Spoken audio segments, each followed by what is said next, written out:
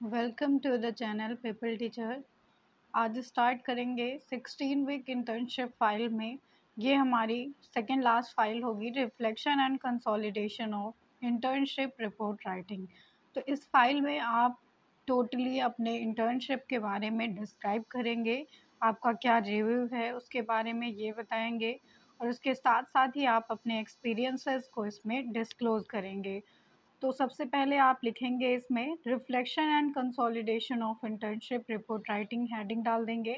और उसके बाद इंटर्नशिप के बारे में बताएंगे। Internship are known for giving student the opportunity to apply their knowledge in real world environment. तो इंटर्नशिप एक ऐसी अपॉर्चुनिटी होती है जो स्टूडेंट को प्रोवाइड की जाती है कि वो अपने नॉलेज को एक रियल वर्ल्ड इन्वायरमेंट में दिखा सकें या लगा सकें, कैसे उसमें यूटिलाइजेशन करना है उन्हें, ये सारी चीज़ें उन्हें इंटर्नशिप के दौरान पता चलती हैं।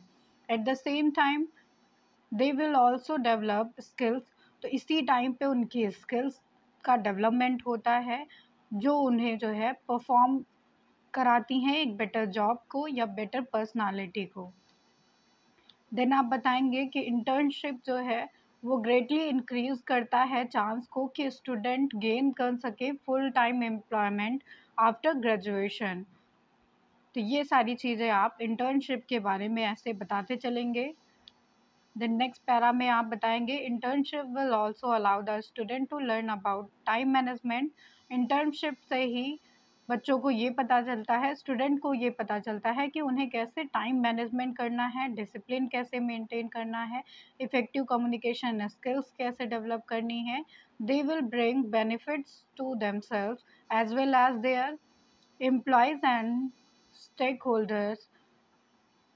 आई am one of the lucky student. तो इसमें आप बताएंगे कि मैं भी उन लकी स्टूडेंट में से एक हूँ जिन्हें इंटर्नशिप के लिए चांस मिला था। तो इसमें किस में चांस मिला था आपको? बीएड प्रोग्राम के थ्रू। देन आप आगे लिखेंगे इसमें आई एम ग्रेटफुल टू। यहाँ पे आप अपने कॉलेज का नाम लिख देंगे जिस भी कॉलेज में आप पढ़ते होंगे। I am grateful to your college name आप लिखेंगे, तो जो भी पीजी कॉलेज या डिग्री कॉलेज होगा आपका, उसका नाम यहाँ पे लिखेंगे और उसका पता लिख के, जैसे लखनऊ में है तो लखनऊ लिख के, या कहीं भी सिचुएटेड है तो वहाँ का नाम लिख के। For developing the such practical course and benefiting the students. तो ऐसे जो है इस कॉलेज ने ये सारे जो है प्रोग्राम को डेवलप किया या प्रैक्टिकल कोर्स को डेवलप किया जिससे स्टूडेंट को बेनिफिट होता है। देन आप नेक्स्ट पैरा में डिस्क्लोज करेंगे अपने इंटर्नशिप स्कूल के नेम को। तो आप यहाँ से स्टार्ट करेंगे कि I am the lucky to have internship school का नाम आप यहाँ पे बता देंगे कौन सा स्कूल है, एज माई इंटर्नशिप इंस्टीट्यूट। फिर इसके बाद आप जर्नल इन्फॉर्मेशन देना स्टार्ट करेंगे। तो जर्नल इंफॉर्मेशन में आप बताएंगे as a part of completion of BEd and internship program is completed. तो आपके बीएड कोर्स के दौरान इंटर्नशिप प्रोग्राम आपका कंप्लीट किया गया है। It is the privilege of student to attend such internship program that is rewarding to far as the experience of teaching is concern. तो इसमें आपको इंटर्नशिप प्रोग्राम के थ्रू टीचिंग का पूरा एक्सपीरियंस मिलता है, क्योंकि ये रियल लाइफ सिचुएशन रहती है आपकी, आपको क्लास में ही बच्चों को पढ़ाना होता है। तो कैसे टीचिंग के टाइम पे कौन कौन सी प्रॉब्लम्स आती हैं, फिर उन प्रॉब्लम्स को आपको कैसे वहीं पे डील करना है, और उसके बाद अपने टॉपिक के साथ आगे बढ़ते जाना है, ये सारी सिचुएशन आप वहाँ पे हैंडल करते हैं। देन आप नेक्स्ट पैरा में बताएंगे I got this chance to be a trainee with internship school. तो यहाँ पे आप अपने स्कूल का नाम बता देंगे कि इस स्कूल के साथ में मैं इंटर्नशिप ट्रेनी के रूप में इंटर्नशिप प्रोग्राम में थी। देन यहाँ पे आप जर्नल इन्फॉर्मेशन बता देंगे। तो जर्नल इन्फॉर्मेशन में फर्स्ट इन्फॉर्मेशन आ जाती है नेम ऑफ़ द स्कूल की। इसमें आप नेम ऑफ़ द स्कूल बताएंगे जहाँ पे भी आप इंटर्नशिप कर रहे होंगे, उस स्कूल का नाम बताएंगे। इसके बाद नेक्स्ट लाइन में आप एड्रेस बताएंगे वहाँ का, इस्टेब्लिशमेंट ईयर बताएंगे, बोर्ड कौन सा है, यूपी बोर्ड है, सीबीएसई बोर्ड है या फिर आईसीएसई बोर्ड है, इन सारे बोर्ड के बारे में बताएंगे। देन आप यहाँ पे टाइमिंग बता देंगे स्कूल की कि कितने टाइम से कितने टाइम तक स्कूल चलता है। फिर नेम ऑफ द डायरेक्टर लिखेंगे, नेम ऑफ द प्रिंसिपल लिखेंगे। इसके बाद एम्प्लॉय इन्फॉर्मेशन आप बताएंगे यहाँ पे, और उसके साथ साथ ही एम्प्लॉयज़ कितने काम करते हैं मतलब वो आप यहाँ पे नंबर लिख देंगे। और इसके बाद आप नंबर ऑफ़ टीचिंग स्टाफ बताएंगे, तो टीचिंग स्टाफ का क्या नंबर है वो बता देंगे आप यहाँ पे, और number of non teaching staff भी यहाँ पे आप लिख देंगे। इसके बाद नेक्स्ट हेडिंग आपकी आती है स्टूडेंट डिटेल की।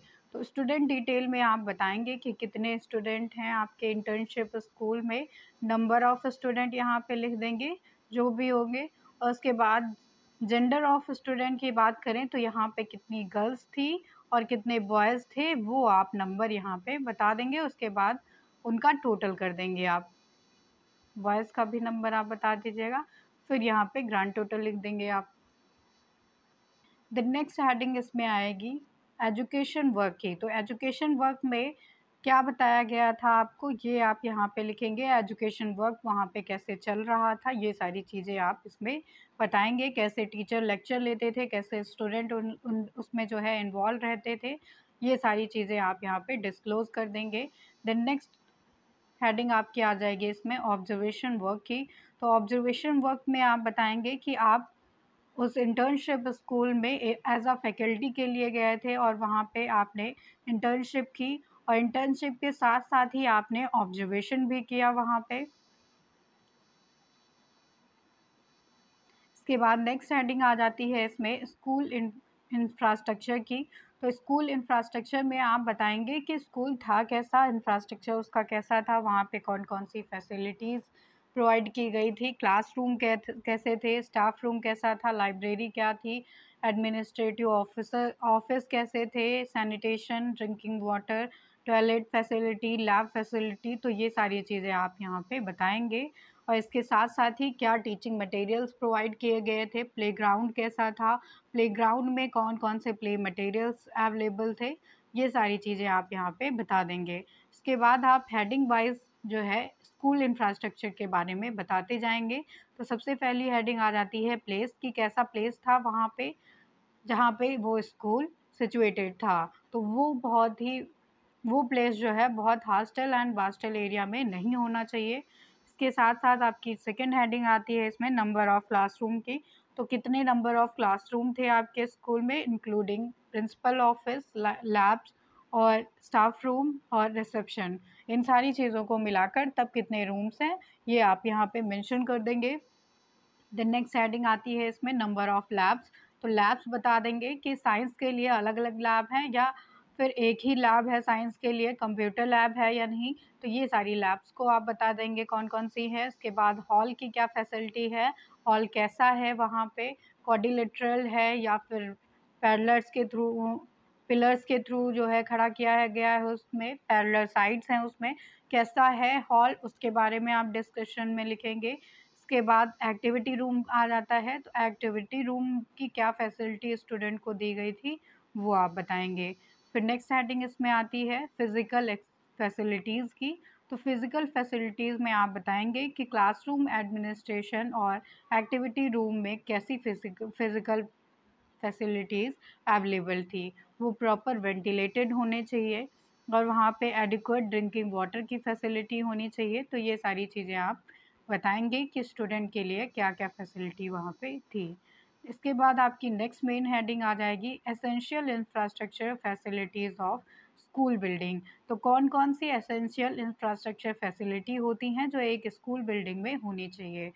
इसमें फर्स्ट आ जाती है कि स्कूल बिल्डिंग बाउंड्री वॉल और रेलिंग के से घिरी होनी चाहिए। तो आप बाउंड्री वॉल और रेलिंग की वहाँ पे कैसी अरेंजमेंट थी ये बताएँगे। इसके बाद नेक्स्ट एसेंशियल फैसिलिटी आ जाती है फर्नीचर की। तो फर्नीचर कैसे थे वहाँ पे, कौन-कौन सी चीज़ें फर्नीचर में अवेलेबल थी जैसे कि चेयर, टेबल, डेस्क और भी कुछ अवेलेबल था तो आप इसमें बताएँगे, और क्या-क्या किससे बना हुआ था जैसे वुड, प्लास्टिक या फिर आयरन किससे बनी हुई चीज़ें थी वहाँ पे ये बताएँगे आप फर्नीचर में।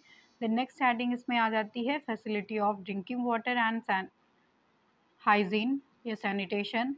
तो इसमें ड्रिंकिंग वाटर के लिए क्या फैसिलिटी थी इंटर्नशिप स्कूल में, वो आप यहाँ पे बताएंगे। वहाँ पे वाटर टैप्स थे या वाटर कूलर था, कैसी व्यवस्था थी वो ड्रिंकिंग वाटर के लिए, वो आप बता देंगे। उसके बाद नेक्स्ट हेडिंग आ जाती है इसमें एसेंशियल फैसिलिटीज़ में proper separate toilets for boys and girls. तो बॉयज़ एंड गर्ल्स के लिए प्रॉपर सेपरेट टॉयलेट्स होने चाहिए। द नेक्स्ट हेडिंग इसमें आती है playground with play material and sport equipment. तो प्लेग्राउंड होना चाहिए, उसके साथ साथ ही वहाँ पर प्ले मटेरियल्स और स्पोर्ट इक्विपमेंट को भी अवेलेबल कराना चाहिए, जैसे कि क्रिकेट के लिए बैट है, बॉल है, वॉलीबॉल है, या फिर अदर जो है प्ले मटेरियल्स वहाँ पे अवेलेबल होने चाहिए। द नेक्स्ट हेडिंग आ जाती है इसमें train teachers separate staff room and head teacher office. तो ट्रेन टीचर्स के लिए सेपरेट स्टाफ रूम होना चाहिए जहाँ पर वो फ्री टाइम पे या लंच टाइम पे बैठ सकें, लंच कर सकें, और हेड टीचर के लिए अलग से ऑफिस होना चाहिए। द नेक्स्ट हेडिंग आ जाती है एसेंशियल फैसिलिटीज़ में लाइब्रेरी और लेबोरेटरी की। तो लाइब्रेरी की क्या अरेंजमेंट थी, कौन कौन सी बुक्स थी, कौन सी टाइप की, वो आप यहाँ पे बताएंगे। शॉर्ट स्टोरी बुक्स के बारे में, मोरल बुक्स के बारे में, मैगजीन्स के बारे में, न्यूज़पेपर के बारे में, तो ये सारी चीज़ें आप यहाँ पे लिखेंगे। और इसके साथ ही लेबोरेटरी में बताएंगे कि साइंस लैब थी यहाँ पे या फिर बायो फिज़िक्स और केमिस्ट्री के लिए अलग अलग लैब्स थी, कंप्यूटर लैब के भी बारे में आप बताएंगे यहाँ पे। द नेक्स्ट हेडिंग आ जाती है आपकी इसमें फायर एक्सटिंग्विशर। तो फायर एक्सटिंग्विशर यहाँ पे अवेलेबल था, इसके बारे में आप बता देंगे। द नेक्स्ट हेडिंग है इसमें कंप्यूटर लैब की। तो कंप्यूटर लैब कैसा था, कैसी मेंटेनेंस थी वहाँ की, ये आप बताएंगे। फैसिलिटी ऑफ ट्रांसपोर्टेशन के बारे में बताएंगे। तो वैन की फैसिलिटी दी गई थी या बस की फैसिलिटी दी गई थी बच्चों को, ताकि वो सेफली घर से स्कूल और स्कूल से घर पहुँच सकें। द नेक्स्ट एसेंशियल फैसिलिटी इसमें आ जाती है क्लासरूम्स की। तो कितनी क्लासरूम्स थी, क्या व्यवस्था थी, क्या उसका एरिया था, ये आप यहाँ पे बताएंगे। और कौन कौन सी फैसिलिटीज़ थी क्लासरूम में, वो भी आप यहाँ पे बताएंगे। तो इसमें जैसे कि क्लासरूम्स में प्रॉपर एंड एडिक्वेट इक्विपमेंट्स थे, टीचिंग मटेरियल्स अवेलेबल थे, उसके साथ साथ एडिक्वेट लाइटिंग और अरेंजमेंट थी यहाँ पे, प्रॉपर वेंटिलेशन भी था क्लासरूम में। द नेक्स्ट हेडिंग मेन आ जाती है इसमें स्कूल रिकॉर्ड्स के बारे में। तो एक स्कूल को सारे ही रिकॉर्ड्स मेंटेन करके रखने पड़ते हैं, चाहे वो एडमिनिस्ट्रेशन के हों या स्टूडेंट से रिलेटेड हो या फिर स्कूल वर्क से रिलेटेड हो। तो इसमें वो सारी चीज़ें आप बताएंगे। तो स्कूल के ओरिजिन से लेकर उसकी ग्रोथ से डेवलपमेंट, उसके कंडीशन सर्कमस्टांसेस जो भी आते हैं, अचीवमेंट्स, एफिशिएंसी और यूज़फुलनेस, हर एक जगह का रिकॉर्ड होना चाहिए स्कूल के पास में, ताकि उन्हें जब भी ज़रूरत लगे तो वो उस रिकॉर्ड के थ्रू जान सकें कि उन्हें उनका क्या डेटा है वहाँ पे। और इसके साथ साथ ही ये रिकॉर्ड्स हेल्प करते हैं कि उनके स्टूडेंट्स के पेरेंट्स को उनके बारे में जानकारी दी जा सके। तो इन स्कूल रिकॉर्ड्स में कौन कौन से रिकॉर्ड्स मेंटेन किए जाते हैं, इसमें पहला रिकॉर्ड आ जाता है स्कूल कैलेंडर का। तो स्कूल कैलेंडर मेंटेन किया जाता है हर एक स्कूल के द्वारा, और ये कैलेंडर जो है वो beginning of the academic year में प्रिपेयर किया जाता है, और इसमें ये सारी इन्फॉर्मेशन इंक्लूड होती हैं, जैसे कि हॉलीडेज़ की इन्फॉर्मेशन या date of submission of reports की, ड्यूटीज़ ऑफ एग्जामिनेशन की इन्फॉर्मेशन रहती है, डेट ऑफ मीटिंग्स की इन्फॉर्मेशन रहती है, और date of important school functions के भी इसमें इन्फॉर्मेशन रहती है। इसके बाद नेक्स्ट आ जाता है इसमें स्कूल रिकॉर्ड में लॉग बुक। तो लॉग बुक क्या होती हैं, लॉग बुक एक तरह से स्कूल डायरी होती है, जो एक परमानेंट रिकॉर्ड होती है फ्यूचर रेफरेंस के लिए, और ये जो है इवेंट्स को मेंटेन करती है, रिकॉर्ड करती है। इसके बाद नेक्स्ट आ जाती है हेडिंग स्कूल रिकॉर्ड में एडमिशन रजिस्टर। तो एडमिशन रजिस्टर में ये पता चलता है कि कितने कैंडिडेट जो है इनरोल हुए हैं एक स्कूल में या किसी कोर्स में। द नेक्स्ट स्कूल रिकॉर्ड में हेडिंग आ जाती है पीपल्स अटेंडेंस रजिस्टर। तो इसमें जो है हर एक क्लास टीचर के द्वारा वहाँ के क्लास में कितने बच्चे हैं, कितने स्टूडेंट्स हैं, उनकी अटेंडेंस मेंटेन की जाती है कि कौन सा बच्चा किस दिन आया, किस दिन नहीं आया, और उसकी जो है मंथली अटेंडेंस भी देखी जा सकती है इसमें। देन आते हैं नेक्स्ट हेडिंग पे, तो ये नेक्स्ट रिकॉर्ड आ जाता है इसमें टीचर अटेंडेंस रजिस्टर। तो टीचर्स की भी अटेंडेंस का एक रजिस्टर होता है स्कूल में। देन नेक्स्ट हेडिंग है कैश बुक की। तो कैश बुक में इंपॉर्टेंट रिकॉर्ड्स रखे जाते हैं कि डे टू डे कौन सा ट्रांजेक्शन स्कूल में किया जा रहा है। इसके बाद स्टॉक रजिस्टर आ जाता है। तो स्टॉक रजिस्टर ऐसा रजिस्टर हो जाता है जो मेंटेन करता है हर एक मूवेबल प्रॉपर्टी को स्कूल में। तो मूवेबल प्रॉपर्टी के बारे में जो भी रिकॉर्ड्स होते हैं वो स्टॉक रजिस्टर में मेंटेन किए जाते हैं। देन नेक्स्ट आ जाती है हेडिंग इसमें सर्विस बुक की। तो सर्विस बुक एक तरह से हिस्ट्री बताती है हर एक टीचर की, क्लर्क की या अदर जितने भी वर्कर्स वर्क पे हैं स्कूल में, तो ये सर्विस बुक में रिकॉर्ड रखा जाता है। इसके बाद मेन हेडिंग आ जाती है इसमें स्टूडेंट वर्क की। तो स्टूडेंट वर्क को देखने के लिए इंटर्नशिप में हमने देखा कि ऑब्जर्वेशन के साथ साथ हमने ये भी ऑब्ज़र्व किया कि स्टूडेंट वर्क कैसा रहा है या स्टूडेंट को कौन कौन से वर्क करने पड़ते हैं।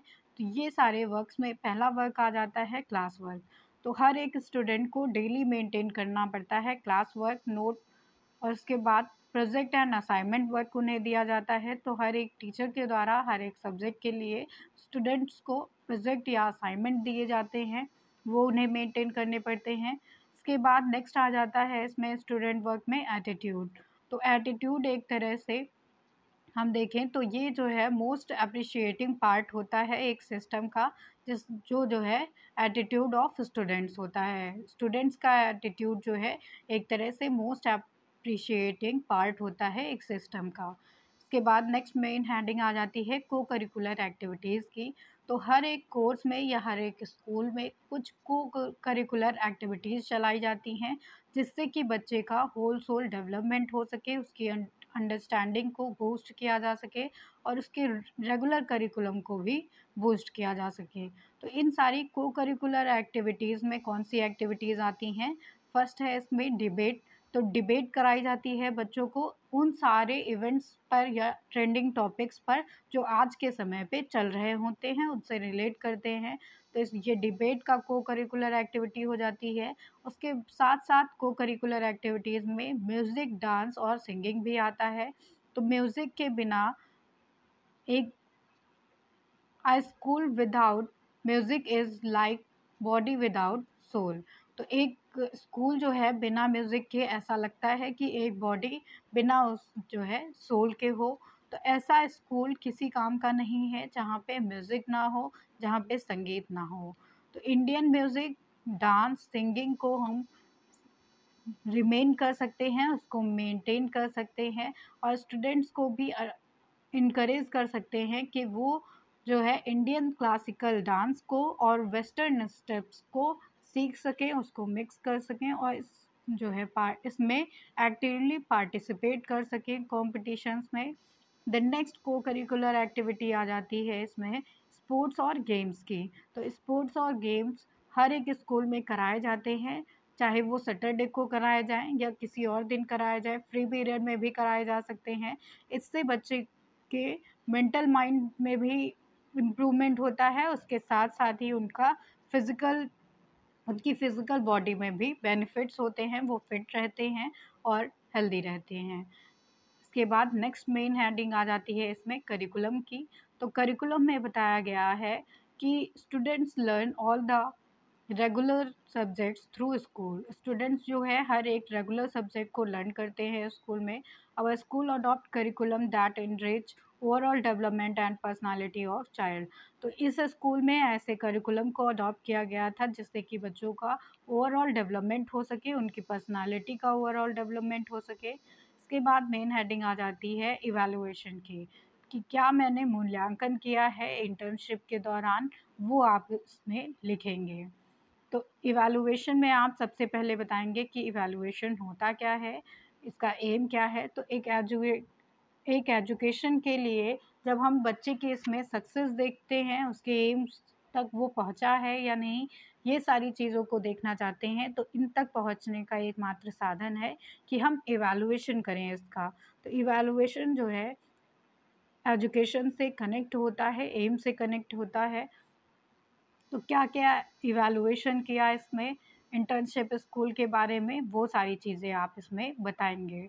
तो इवैल्यूएशन सबसे पहला यही था कि जो है एक स्कूल में एक एकेडमिक सेशन जब स्टार्ट होता है तो वो स्टार्ट अप्रैल से होता है हर एक साल और एंड होता है टिल मार्च तक नेक्स्ट ईयर में। और उसके बाद नेक्स्ट इवैल्यूएशन आ जाता है इसमें कि the evaluation process is done through CCE pattern. तो सीसीई पैटर्न के थ्रू इवैल्यूएशन किया गया था और एग्ज़ामिनेशन प्रोसेस को इसमें देखा गया। तो इस इंटर्नशिप स्कूल में एग्ज़ामिनेशन जो था वो 2 पार्ट में कंडक्ट कराया जाता था बच्चों से। एक हाफ ईयरली एग्ज़ाम्स होते थे और एक ईयरली एनुअल एग्ज़ाम्स होते थे। उसके बाद नेक्स्ट इवैल्यूएशन था कि बीच-बीच में बच्चों का फॉर्मेटिव असेसमेंट लिया जाता था, टेस्ट कराया जाता था उनका हर एक टॉपिक पर। देन नेक्स्ट आ जाता है इसमें इवैल्यूएशन में, evaluation determine these skills like evaluation के थ्रू ही reading skills, writing skills, speaking skills and listening skills को भी इवैल्यूएट किया गया था स्टूडेंट्स के। देन नेक्स्ट हेडिंग आ जाती है मेन इसमें इंटर्नशिप एक्सपीरियंस। तो इंटर्नशिप के दौरान क्या एक्सपीरियंस किया वो यहाँ पे आपको डिस्क्लोज़ करना होगा पूरा। तो इसमें आप बताएंगे कि इंटर्नशिप हमारी जो थी वो हमारे लिए हमेशा मेमोरेबल रहेगी, हमेशा यादगार रहेगी हमारी लाइफ में। All the peoples associated along with the internship program have been very cooperative। तो जितने भी लोग इस इंटर्नशिप प्रोग्राम से जुड़े हुए थे वो सब बहुत ज़्यादा कोऑपरेटिव थे। देन आप इसमें पहला अपना एक्सपीरियंस बताएंगे कि the experience of going to the school for seeking internship permission was very rewarding. तो किसी भी स्कूल में जाकर इंटर्नशिप के लिए परमिशन लेना ये अपने आप में बहुत रिवॉर्डिंग था। देन नेक्स्ट एक्सपीरियंस आपका आ जाएगा कि जिस भी स्कूल में आप इंटर्नशिप के लिए गए हैं फिर वहाँ पे तो वहाँ का स्टाफ बहुत अच्छा था, वो बहुत काफ़ी वेलकमिंग था, कोऑपरेट करता था आपकी एक्टिविटीज़ में।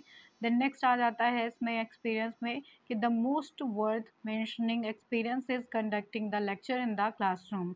तो जब आपने लेक्चर लेना स्टार्ट किया तो ये एक्सपीरियंस आपका सबसे ज़्यादा मायने रखता था। देन नेक्स्ट आ जाता है इसमें एक्सपीरियंस में during the internship I learn the activity to plan. Internship के दौरान मैंने ये सीखा कि कैसे एक्टिविटीज़ को प्लान किया जाता है, उन्हें इम्प्लीमेंट कैसे किया जाता है, इवैल्यूएशन उनका कैसे किया जाता है टीचिंग में, लर्निंग स्ट्रैटेजीज़ कैसे फाउंड की जाती हैं। तो ये सारी चीज़ें आपको सीखने को मिली एक एजुकेशनल इंस्टीट्यूट से। द नेक्स्ट एक्सपीरियंस आपका हो जाता है कि I understand the professional and ethical practices of teaching. तो आपको प्रोफेशनल और एथिकल प्रैक्टिसेस सीखने को मिला था टीचिंग के लिए। द नेक्स्ट आपका एक्सपीरियंस हो जाता है कि I learn various methods and strategies of teaching. आपको हर एक तरह के मेथड्स और स्ट्रेटजीज को सीखने का मौका मिला टीचिंग में इंटर्नशिप के दौरान। So thank you everyone. ये फाइल आपकी reflection and consolidation of internship report writing यहीं पे एंड होती है।